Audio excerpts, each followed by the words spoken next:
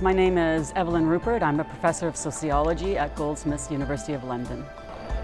The project involves thinking about the consequences of new digital technologies and new forms of what have come to be known as big data for how we know and count who are the populations of member states of Europe, and then collectively how they make up a European population.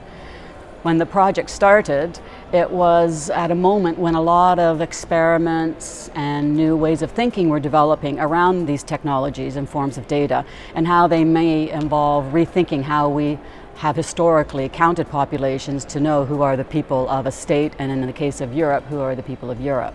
One specific challenge is what's called who is a usual resident of a member state.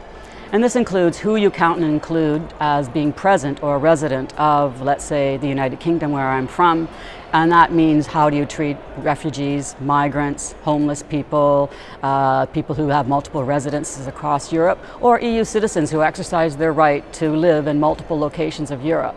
This represents a real practical problem of counting, but it's also a political choice of where you count bodies and how you count them. It's very difficult at this moment to talk about an app, especially amongst or amidst these controversies such as that of Cambridge Analytica, and also how a Cambridge academic was involved in basically working in the background to collect data of some 87 million people without their knowledge.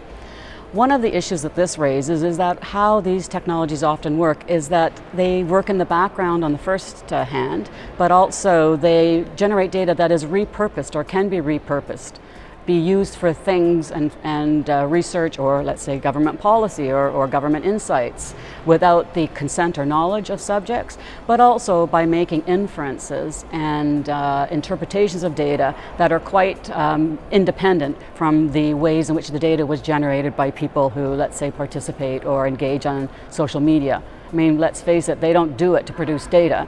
They do it to exchange with their families and friends and share information. One of the critiques of a data-driven approach to how we treat population statistics is to think of how we might have democratically driven statistics that don't rely on, for example, data generated by corporations or by web platforms or digital technologies, but may be co-produced with citizens.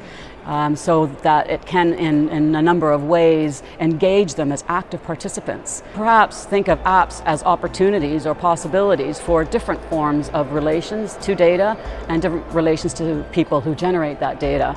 Because the data, it could be very helpful for research and could provide new insights that could be very important for society or for governments, perhaps. But not working in the background would be a really key principle, but an active engagement. And this is what we attempt to do through the design of an app, is how can we, as democratic participants, engage with citizens in the take-up of those technologies for generating collective goods.